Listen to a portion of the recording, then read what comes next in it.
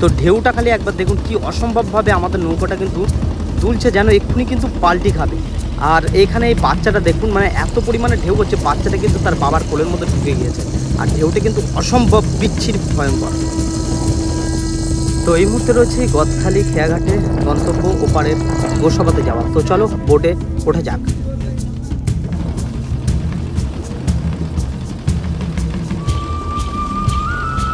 তো জাস্ট এইমাত্র কিন্তু আমাদের বোটটা ছাড়লো, আর নদীটা কিন্তু অসম্ভব সুন্দর দেখাচ্ছে। আর আকাশে কিন্তু হালকা হালকা মেঘ আছে, আর আকাশটা কিন্তু একদম নীল।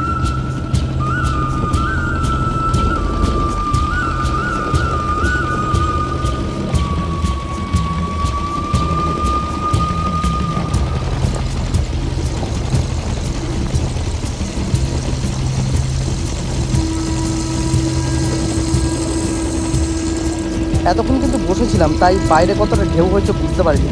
পাশে একখানা বোট দেখতে গিয়ে বুঝলাম যে নদীতে কিন্তু অসম্ভব ঢেউ হচ্ছে, আর নৌকো কিন্তু সব কিছু দুলছে। আর আমার কিন্তু রীতিমতো ভয় লাগতে শুরু করে দিয়েছে।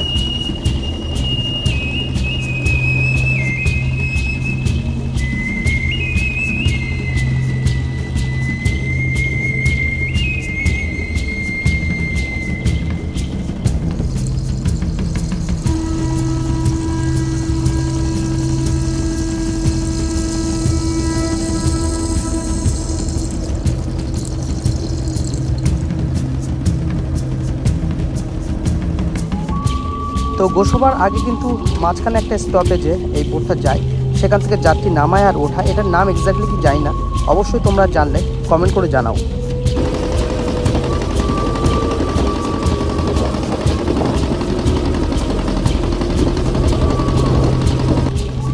ঢেউর অবস্থাটা খালি দেখো, কি বিরাট অবস্থা।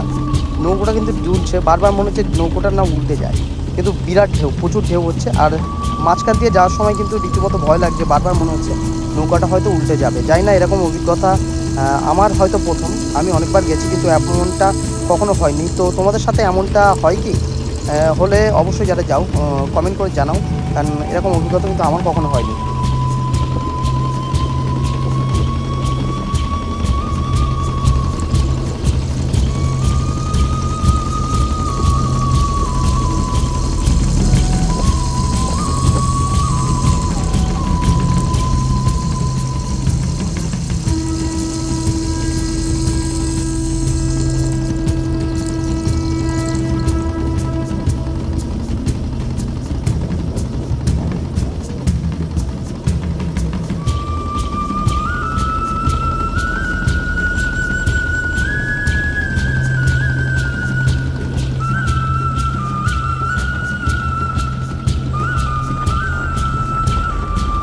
এখন গোসাবার দিকে যাচ্ছি। আর এই মুহূর্তে যেটা লক্ষ্য করলাম সেটা হলো মাঝখানের চেয়ে নদীর ধারের দিকে ঢেউ কিন্তু অপেক্ষাকৃত অনেক বেশি, আর অনেক হাওয়াটাও বেশি। আর এখানে কিন্তু দুলছেও প্রচুর, আর এখানকার কিন্তু ভয়টা লাগছে অনেক বেশি। যদি এর সাথে একটু বৃষ্টি দেয়, মানে একদম হার্ট অ্যাটাক হয়ে যাবে।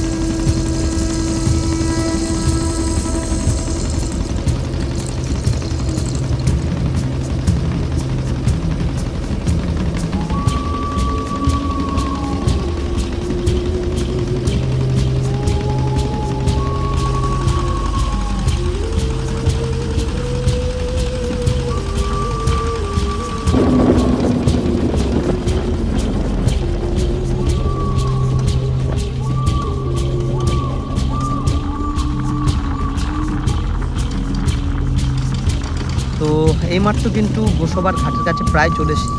20 মিনিট ধরে এই জার্নিটা সত্যি খুব ভয়ঙ্কর ছিল। আর দেখতে পাচ্ছ ঘাটের কাছে চলে এসেছি, আর আমাদের স্বস্তি ফিরে এসেছে। আর এর মধ্যে কিন্তু অনেকগুলো বাইক আছে, আর বাইকগুলো কিন্তু পার করবো, সেটাও দেখাবো। তো এই ছিল কিন্তু আজকের ভিডিও। কেমন লাগলো অবশ্যই বলো, ভালো লাগলে অবশ্যই একটা লাইক করো, আর তোমাদের মতামত কমেন্টের মাধ্যমে জানাও। তো চলো দেখা হচ্ছে পরের ভিডিওতে, ততদিন অবশ্যই ভালো থেকো, সুস্থ থেকো।